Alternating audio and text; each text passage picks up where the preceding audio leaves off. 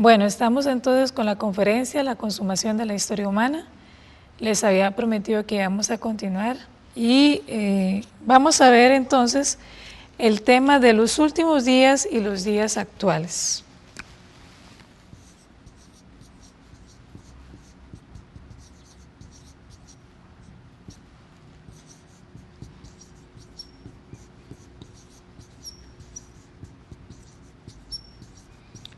Ya habíamos dicho, para la gente que recién nos televisan ahorita, que la consumación de la historia humana hace referencia a los últimos días, es decir, al término de la historia humana, la cual tantas veces los cristianos hemos estado hablando y hablando durante la historia.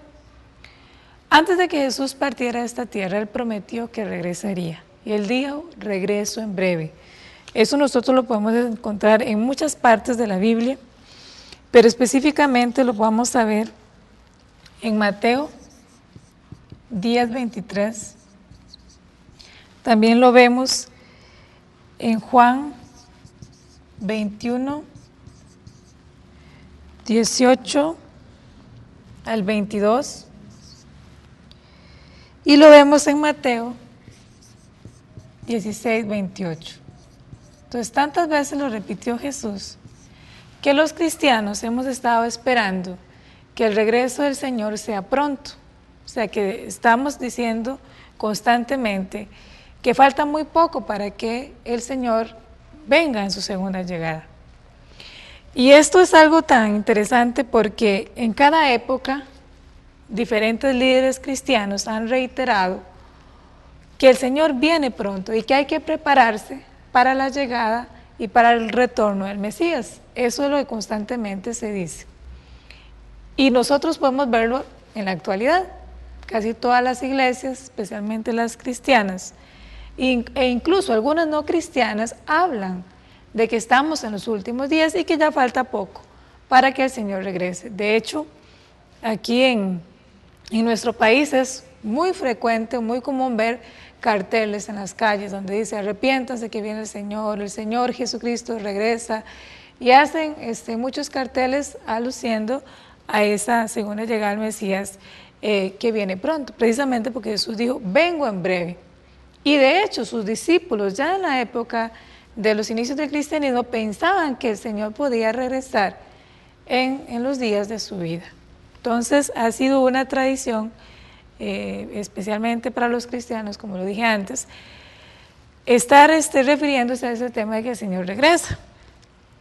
Pero nosotros podemos darnos cuenta, analizando los fenómenos actuales, que realmente estamos en los últimos días. ¿Por qué? Porque los últimos días anteceden a la realización de las 3 bendiciones que Dios le dio al ser humano. Recordemos que las 3 grandes bendiciones que Dios le dio a Adán y Eva son crecer, multiplicarse y dominar la creación. Es decir, establezcan una relación directa con Dios, como era el inicio. Sean una gran familia, es decir, multiplíquense y llenen la tierra de hijos e hijas, sea una gran familia universal y dominen la creación. Entonces vamos a analizar todos los fenómenos o las situaciones actuales y de esa forma nos vamos a dar cuenta que realmente estamos en los últimos días. Entonces, como dije, los últimos días anteceden a la realización de estas grandes bendiciones que Dios dio a Adán y Eva. Analicemos la primera. Entonces, vamos a hablar de la restauración de la primera bendición. La restauración de la primera bendición. Originalmente el ser humano se comunicaba con Dios directamente, había una relación de los seres humanos con el Padre Celestial directa. Y eso era algo que era tan normal y natural. En esa relación no había un solo obstáculo. Y eso también nosotros lo podemos ver por la restauración de la capacidad del hombre, de la capacidad espiritual del hombre. Es decir, la restauración de la capacidad espiritual del ser humano. ¿Cómo vemos eso? Bueno, en los últimos días la gente abre más sus sentidos espirituales. De hecho, vamos a leerlos en Hechos, eso también es bíblico, 2:17, donde se hace referencia a esa restauración en los últimos días. Y es común escuchar a mucha gente ahora decir que ve cosas, que escucha cosas que antes no estaba escuchando. Incluso muchas personas llegan a pensar que se están volviendo locas, es decir, que están inestables a nivel mental o que tienen alguna enfermedad mental debido a estas situaciones. Pero nosotros tenemos que tener claro que esto tiene que ver precisamente con los fenómenos que están ocurriendo en los últimos días.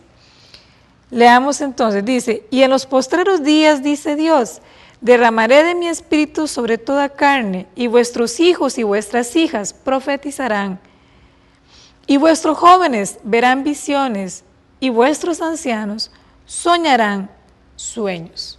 ¿Qué quiere decir? Que va a haber un conocimiento espiritual que va a estar ahí dentro de los jóvenes. Los ancianos van a tener visiones, dice, los jóvenes van a ver cosas, van a escuchar cosas que en otras épocas no era tan común. Entonces eso nos da, ¿verdad?, dentro de los fenómenos para la restauración de la primera bendición. Sabemos que esta restauración de la capacidad espiritual tiene que ver con ese anhelo y ese deseo del ser humano de conectarse una vez más con Dios, es decir, de tener conocimiento, de ese conocimiento que perdió sobre el mundo espiritual. Vamos a ver entonces que la primera bendición hace referencia a la perfección de la individualidad, o sea, la perfección del individuo. Y un individuo perfecto tiene una relación con Dios directa, una relación con el Padre Celestial directa. O sea, ahí no hay obstáculos. Y vamos a ver también, como otro de esos fenómenos, la restauración de la mente original.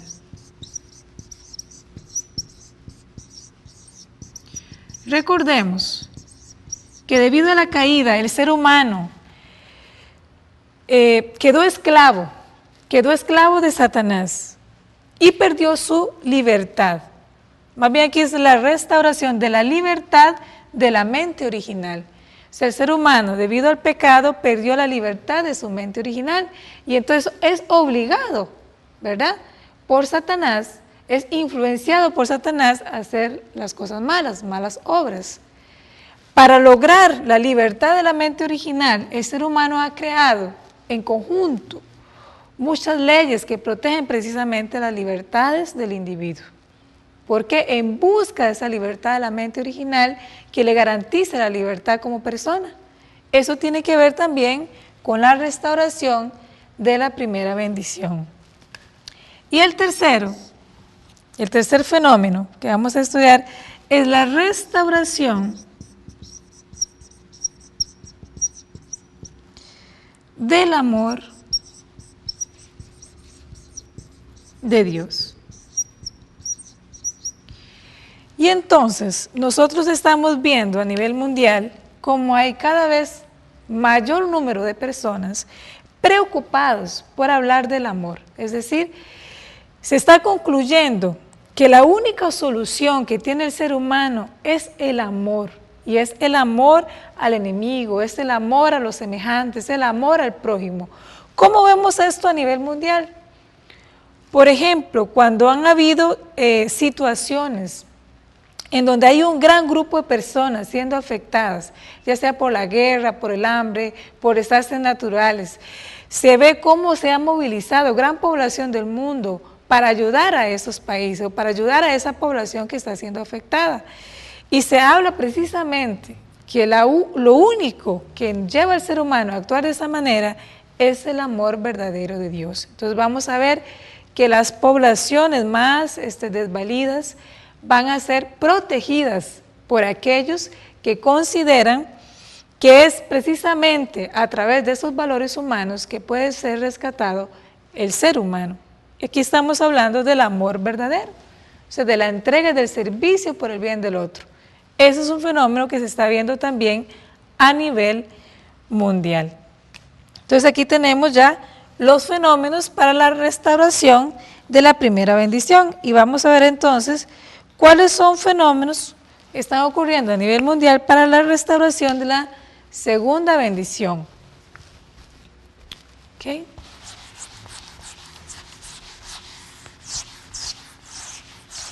Entonces, vamos a completarlo aquí.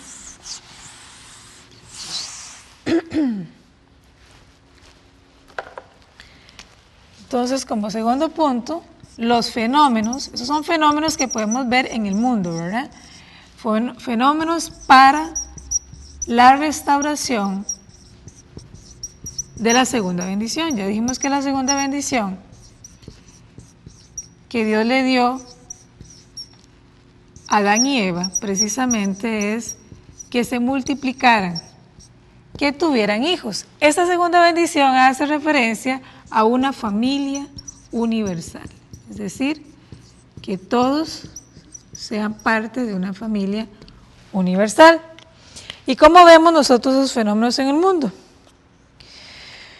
Bueno, precisamente esa familia o esa bendición que Dios le dio a Adán y Eva tenía que ver con la multiplicación de hijos para el bien.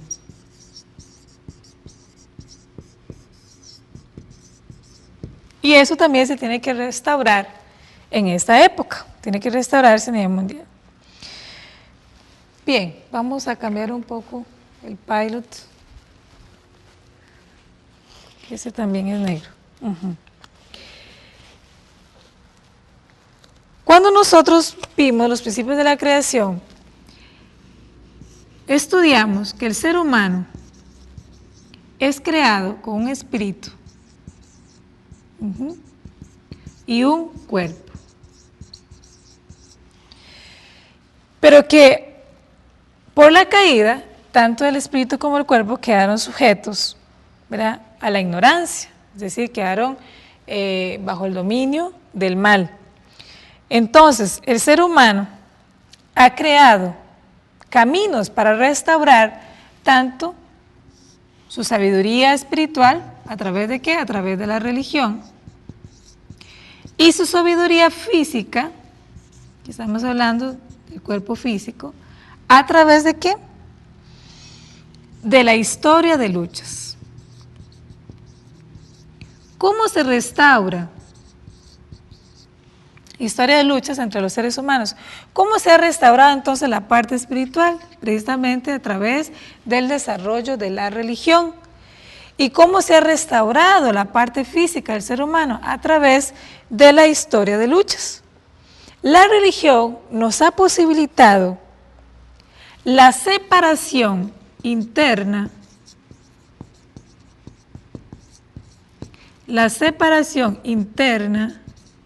¿de quién? De Satanás. O sea, la separación, que nos separemos espiritualmente de Satanás. ¿Por qué?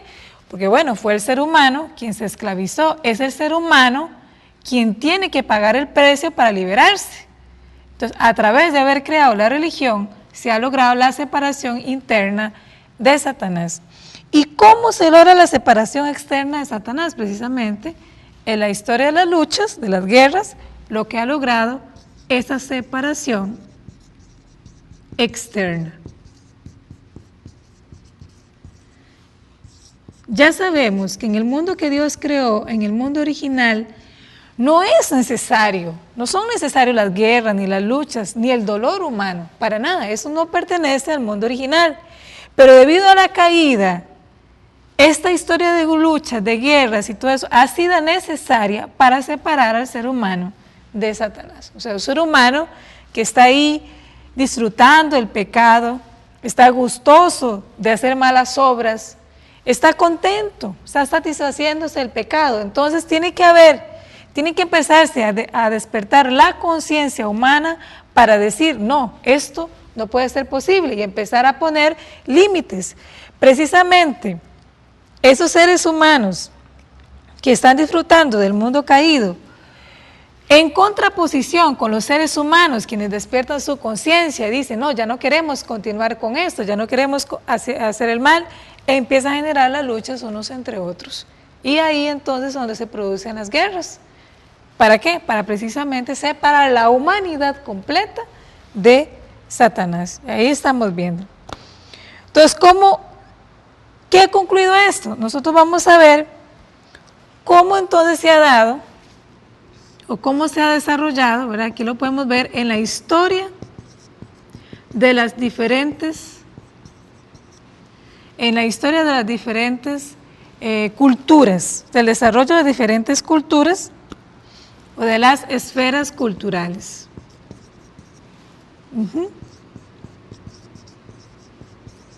Incluso en muchos países o en algunos países en donde se ha intentado negar la existencia de Dios y en donde incluso se ha invertido muchos recursos políticos, humanos, económicos, para eliminar a la religión de su contexto social, eso no se ha podido lograr. Precisamente, ¿por qué? Porque esto obedece al trabajo de Dios. ¿Para qué? Para separar internamente al ser humano de Satanás. ¿Y qué ha concluido esto? Que haya un gran desarrollo de diferentes esferas culturales, o sea, algo que definitivamente se tenía que dar. Y en la parte de lo físico, estamos acá, aquí lo vemos, o lo hemos observado, en la historia del desarrollo y caída de las naciones.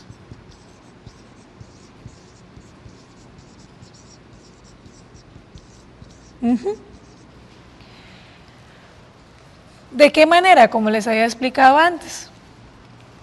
Cuando Dios tiene una providencia con algún país, alguna nación, y esta nación pierde el ángulo de Dios, es decir, pierde su función dentro de la providencia de Dios, entonces ¿qué va a pasar? Va a venir una lucha, ¿verdad? Una guerra para precisamente separar, ¿verdad? Cuando algo queda completamente contaminado, lo que Dios va a hacer es separar el bien y el mal, entonces tiene que haber una lucha.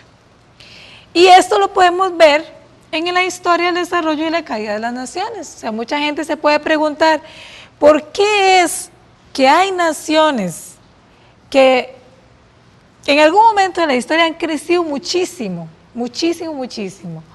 Podemos hablar de Grecia, podemos hablar de Roma, podemos hablar en la actualidad de Estados Unidos.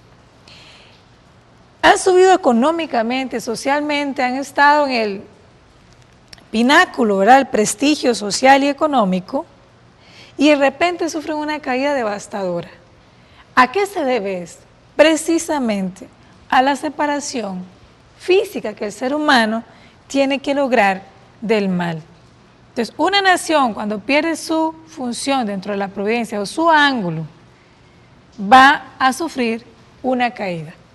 Claro, nosotros podemos decir, los historiadores, los sociólogos, todo ese tipo de gente puede explicar esa caída de las naciones nada más analizando lo que pasa en la actualidad, ¿verdad? Incluso mucha gente podría decir que eso no tiene nada que ver con la providencia de Dios. Claro que sí tiene que ver. Lo que estamos ahorita estudiando es cuál es el lado interno de todo lo que ocurre en la actualidad. O sea, lo que ocurre en la actualidad tiene que ver precisamente con una separación del ser humano del mal. Y esto lo hemos estado viendo durante el desarrollo de la historia, pero precisamente en la actualidad lo podemos ver con muchísimo más claridad. Entonces, esos son algunos de los fenómenos que vamos a ver para la restauración de la segunda bendición. Ahora, vamos a estudiar entonces los fenómenos de la restauración de la tercera bendición.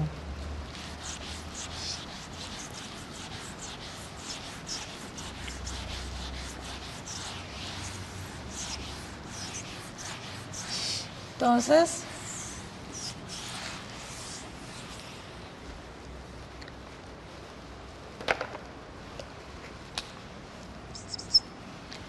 de la tercera bendición.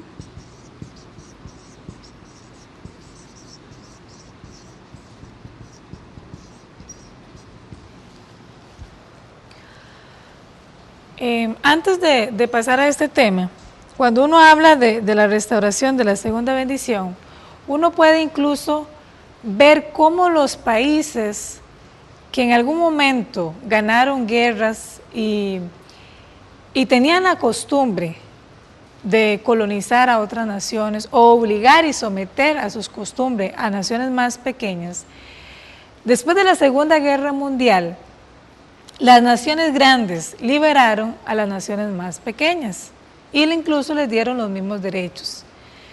Y también podemos ver cómo de alguna manera se intenta hacer un gobierno global, es decir, un gobierno que pueda ser justo para todos los seres humanos en el mundo, independientemente de quiénes sean y en qué país habiten.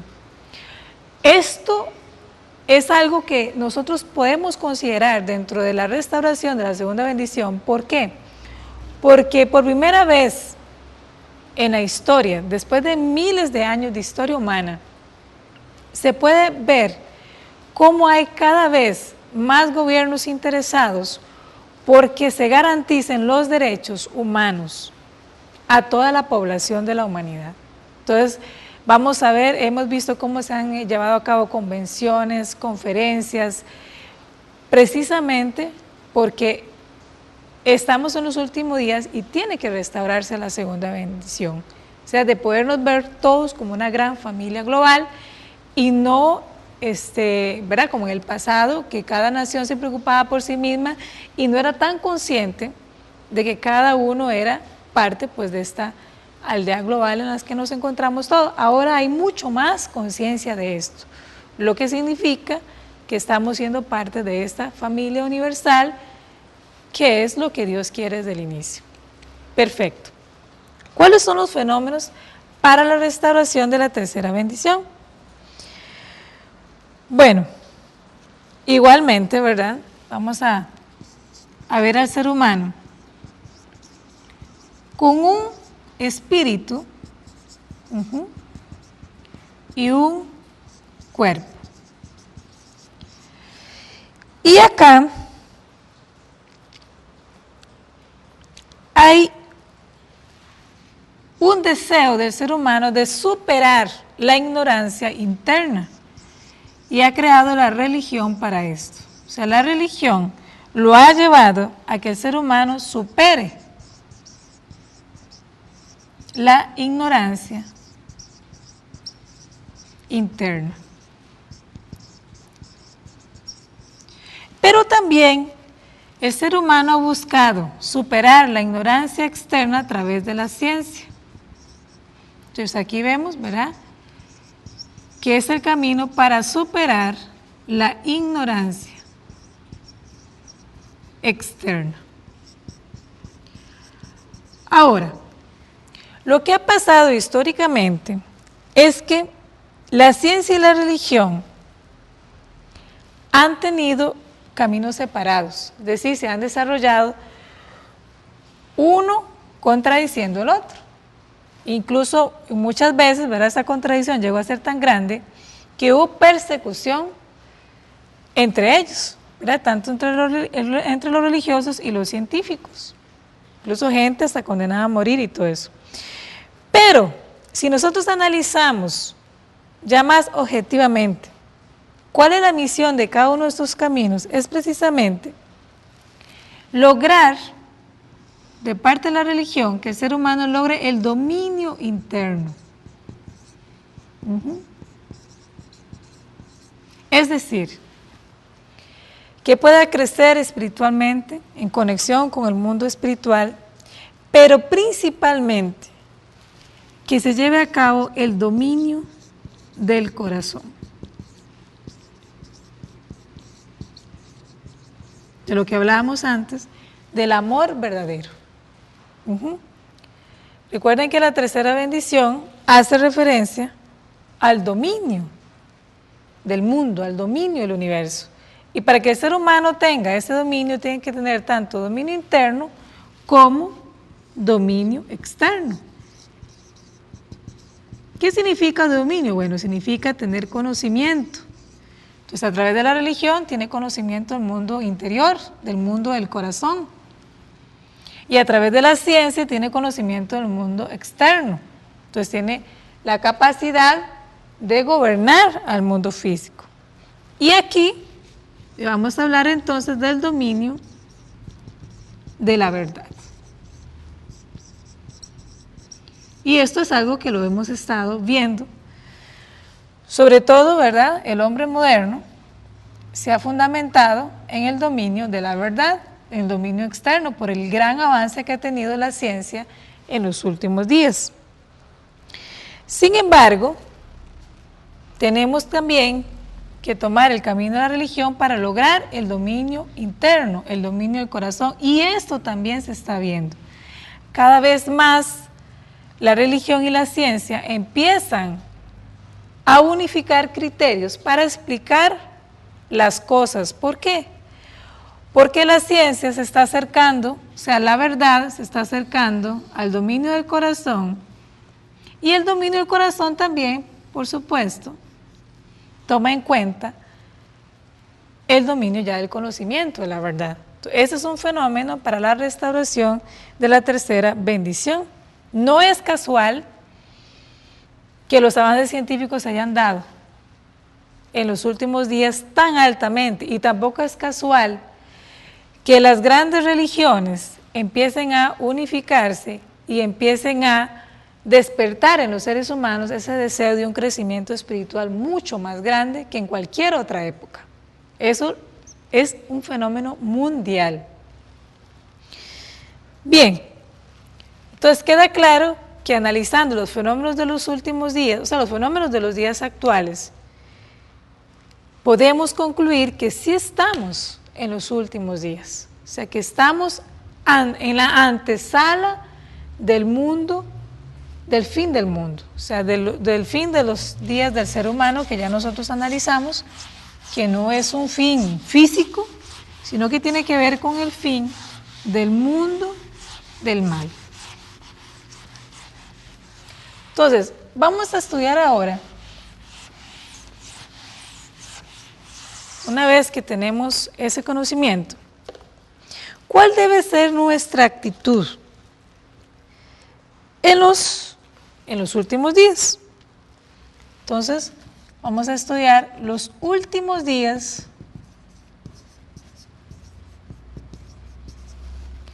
la nueva verdad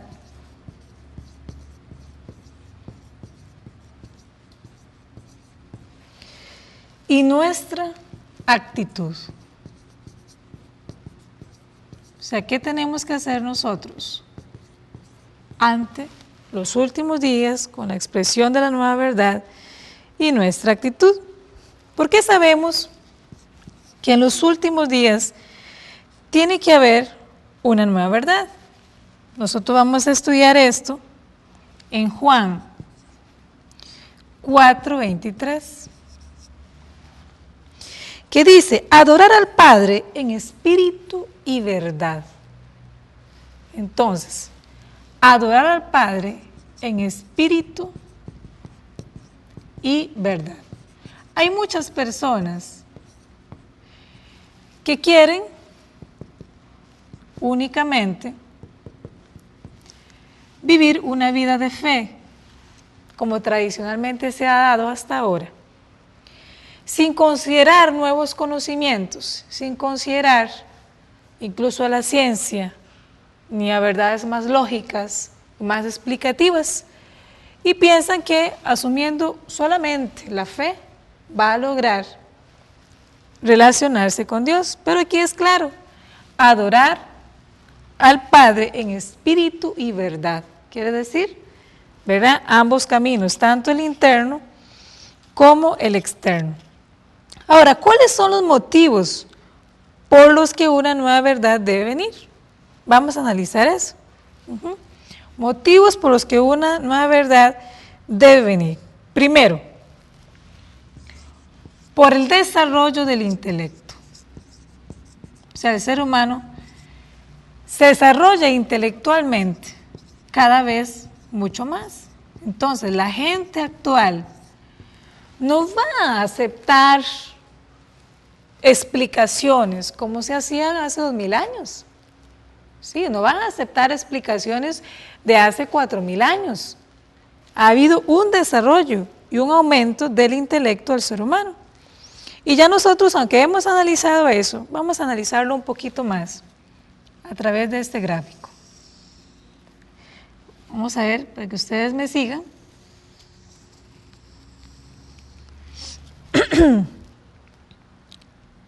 Vamos a hacer una línea acá. Vemos que nos salga. Creo que sí. Eso es. Y aquí vamos a ver, esta es, ¿verdad?, la historia, el avance histórico, ¿de acuerdo?, del ser humano.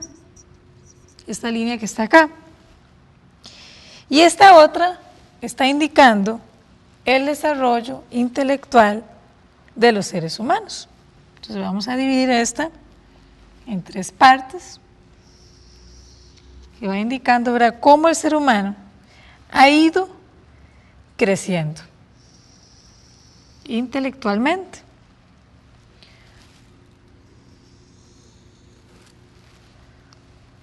Ok.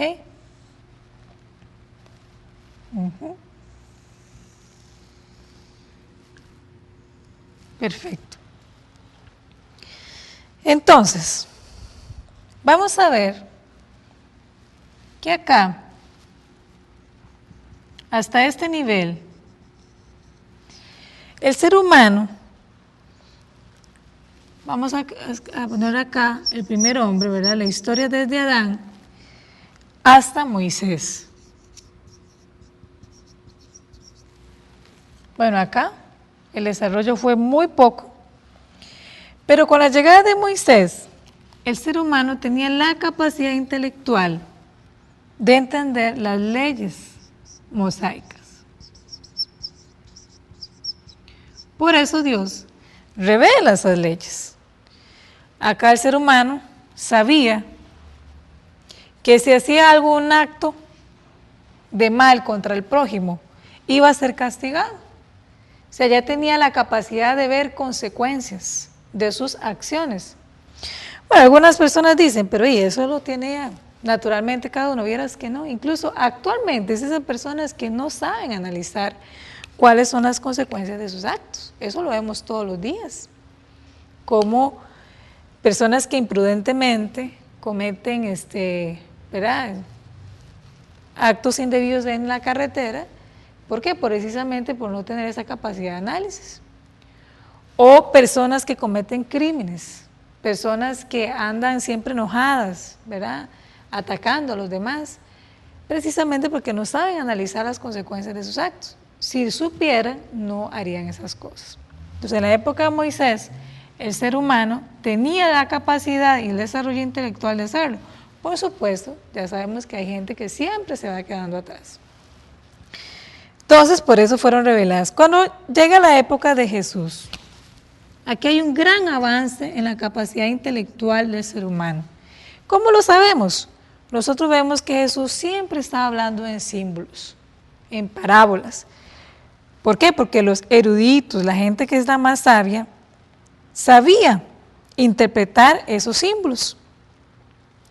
Entonces vemos, vamos a trazar esta línea acá, ¿verdad?, hasta acá había crecido el ser humano, pero con Jesús ya hay un crecimiento mucho mayor, lo vamos a ver acá. Y esto entonces Jesús trae el Evangelio de Jesús. La gente entonces puede que lee la Biblia y que le gusta leer mucho la Biblia, se va a dar cuenta cómo el lenguaje que se usa en los evangelios es un lenguaje para esa época. Un tipo de comunicación para esa época. donde la gente se contentaba con analizar simbólicamente los hechos. Ahora, ¿será que aquí acabó el desarrollo intelectual del ser humano? Por supuesto que no. Nosotros vamos a ver que esto sigue creciendo. Vamos a trazar esta línea. Esperemos que me llegue la mano donde tiene que llegar. Ajá, ahí está. El ser humano sigue creciendo.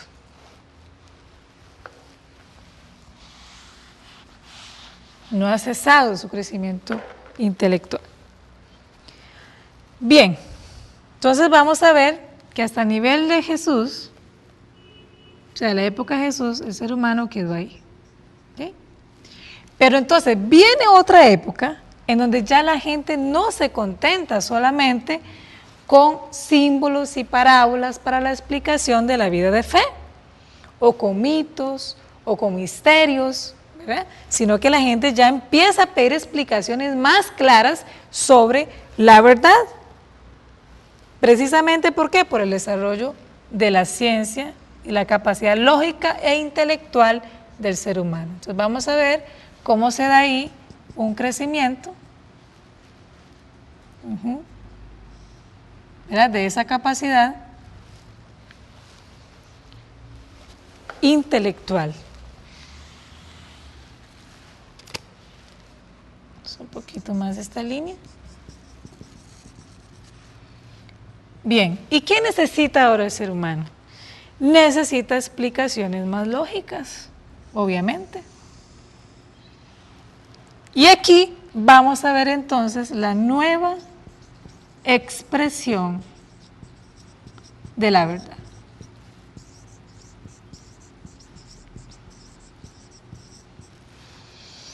Precisamente porque el nivel, el espíritu de la verdad ha aumentado.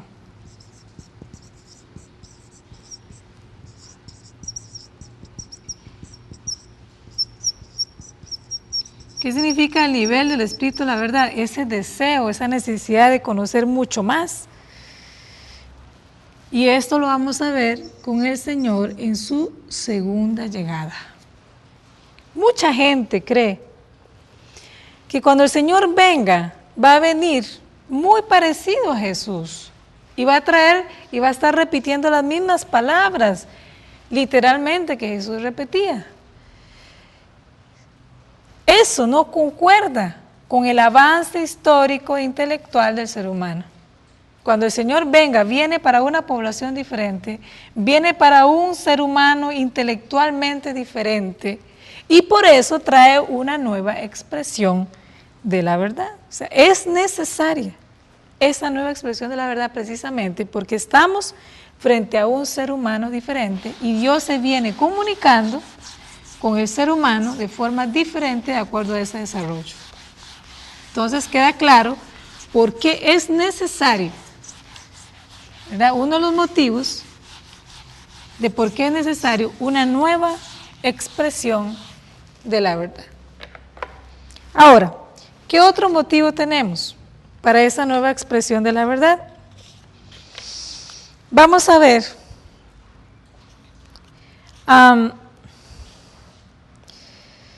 que el ser humano, o sea, la providencia que el ser humano tenía, por ejemplo, en la época de Moisés, era una providencia de sacrificios. Precisamente ¿por qué? O sea, en la época de Moisés, ¿verdad? La providencia que el ser humano tenía era una providencia de sacrificio. ¿Qué significaba el sacrificio? Ya eso lo hemos explicado anteriormente, pero lo que significaba precisamente es un motivo por el cual Dios vuelve a creer en el ser humano. Ya hemos puesto aquel ejemplo de que Dios le pedía sacrificios al ser humano precisamente para devolverle la fe. Entonces cuando Abraham hace el sacrificio de su hijo, Dios le dice, ahora sé que tienes fe en mí. O sea, lo que a Dios le interesaba no era precisamente el sacrificio, sino el corazón que el ser humano mostraba dentro de ese sacrificio. Entonces, perdón, esta es la época antes de Moisés, disculpe, aquí hay un error. Es la época antes de Moisés, entonces la providencia se va a desarrollar de esa manera. Entonces, tenemos aquí la providencia de la restauración. Va a pasar, ¿verdad?, de hacer sacrificios,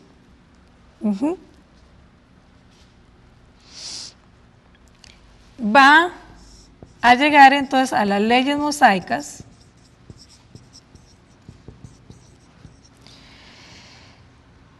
para llegar al Evangelio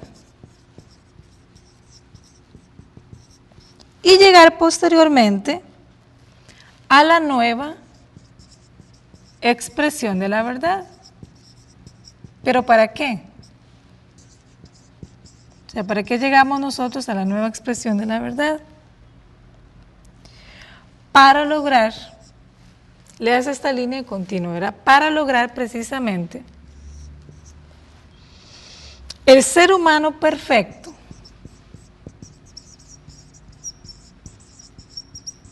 del reino de los cielos.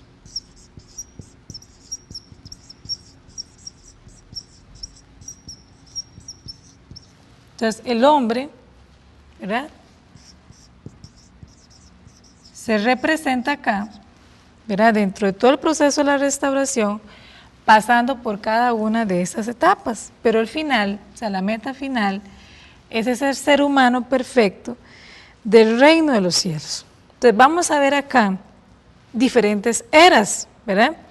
Tenemos acá la era antes, o sea, la era anterior al Antiguo Testamento.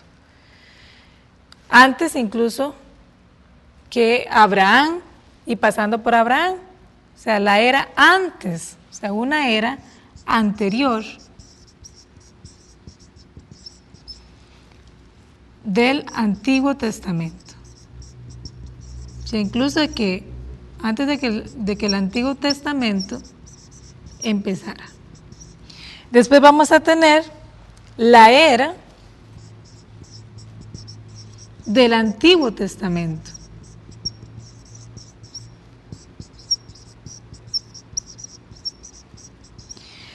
Y vamos a pasar y vamos a llegar la era del Nuevo Testamento.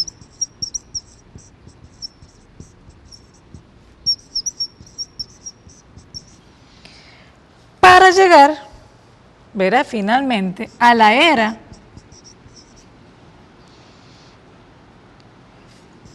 vamos a llamar la era final del Señor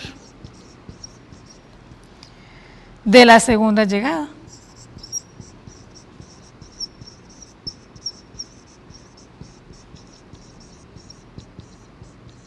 Entonces vemos, ¿verdad?, que precisamente todas estas eras, o sea, todas esas épocas corresponden a una era diferente de acuerdo a la expresión de la verdad que Dios ha venido revelando al ser humano.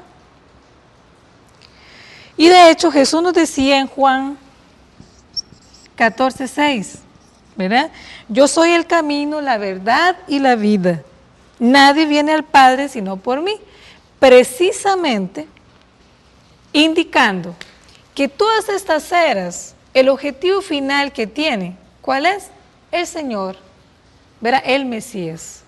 Ya hemos estudiado que con Jesús se completaba la historia de la restauración. O sea, Jesús era el Señor y Jesús venía y viene como el Mesías para completar la historia de la restauración. Pero precisamente por la falla del pueblo judío, entonces tiene que haber otra era, ¿verdad?, que aunque no era un plan original de Dios, fue necesaria precisamente por la falla del ser humano en esta era. Entonces ahora estamos en la era final del Señor de la segunda llegada. Bien, ¿por qué otros motivos entonces es necesario una nueva expresión de la verdad?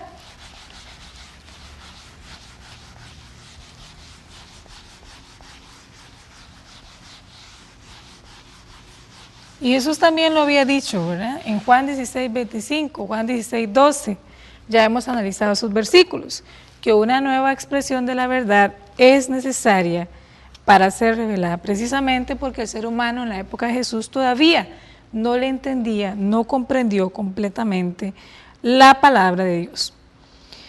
¿De qué podemos entonces? Vamos a ver que la finalidad, la providencia, la restauración de Dios es precisamente establecer ese mundo unificado e ideal. Entonces, el segundo motivo es que Dios necesita, o Dios, el plan de Dios, es lograr el mundo unificado. Entonces, el propósito, ¿por qué sabemos? Entonces, por el propósito o la finalidad de la providencia de la restauración. ¿Cuál es? Era lograr el mundo unificado, o sea, establecer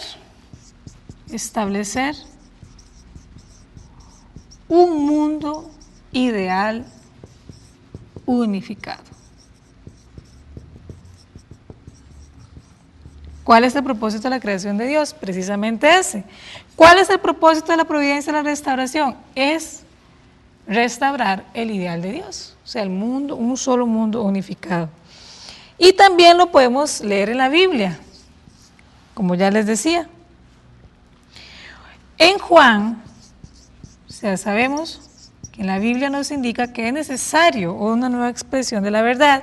En Juan 13:12, dice Jesús, si os he dicho cosas terrenales y no creéis, ¿cómo creeréis si os dijera las celestiales? O sea, Jesús está indicando acá que la gente no le estaba entendiendo. Y en Juan 16:12, que ya lo hemos leído, ya lo cité, dice, aún tengo muchas cosas que deciros, pero ahora no las podréis sobrellevar. Pero cuando venga el Espíritu de la verdad, Él os guiará a toda la verdad completa. Es decir, Jesús está indicando que va a llegar un momento en que el Espíritu de la verdad va a llevarlos a toda la verdad completa. O sea, la gente del tiempo de Jesús no llegó a entender completamente todo. Y en Juan 16:25, estas cosas les he hablado en parábolas. La hora viene cuando yo no les hablaré en parábolas, sino que claramente les anunciaré acerca del Padre. Estamos en la época en que ya se habla acerca del Padre claramente. Y en Apocalipsis 5, 1 al 5, dice así, vi en la mano derecha del que estaba sentado en el trono un librito escrito por dentro y por fuera, sellado con 7 sellos. Y vi un ángel. Y aquí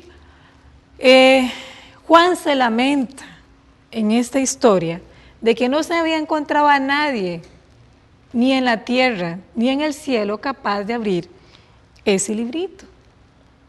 Y entonces el ángel consuela a Juan. Vamos a leerlo. El ángel consuela a Juan y le dice que es precisamente el Hijo de Dios que viene para abrir ese libro, ¿verdad? Que él va a ser capaz de romper los sellos y abrir el libro, dice, y vi en la mano derecha, incluso eso, el título dice, el rollo y el cordero. Y vi en la mano derecha del que estaba sentado en el trono un libro escrito por dentro y por fuera, sellado por 7 sellos. Y vi a un ángel fuerte que pregonaba a gran voz, ¿quién es digno de abrir el libro y desatar sus sellos? Y ninguno, ni en el cielo ni en la tierra, ni debajo de la tierra podía abrir el libro, ni aún mirarlo. Y lloraba yo mucho porque no se había hallado a ninguno digno de abrir el libro, ni de leerlo, ni de mirarlo. Y uno de los ancianos me dijo, no llores, he aquí el león de la tribu de Judá, la raíz de David, ha vencido para abrir el libro y desatar sus 7 sellos. Es decir, ¿de qué están hablando acá? Precisamente de la nueva expresión de la verdad. O sea, que no haya ninguna duda de que incluso Jesús mismo habló de esto, y en el último libro también se menciona Apocalipsis 10:11. ¿Qué dice? Y tenéis que profetizar otra vez sobre muchos pueblos, naciones y lenguas y reyes. O sea, otra vez se va a tener que hablar del Señor, otra vez se va a tener que hablar de Dios. Tenéis que profetizar otra vez sobre muchos pueblos, naciones, lenguas y reyes. ¿Y cuál es nuestra actitud entonces? ¿Cuál es la actitud que nosotros tenemos que tener en los últimos días? Podemos leer en Mateo 24, 6, 8. Y oiréis de guerras y rumores de guerras. Mirad que no os turbéis, porque es necesario que todo esto acontezca. Pero aún no es el fin, porque se levantarán nación contra nación y reino contra reino. Y habrá pestes y hambres y terremotos en diferentes lugares. Y esto será el principio de dolores. Todos estos fenómenos son necesarios e inevitables para eliminarse la soberanía del mal. Así que no nos acongojemos, dice la palabra de Dios, y poder establecerse la soberanía del bien.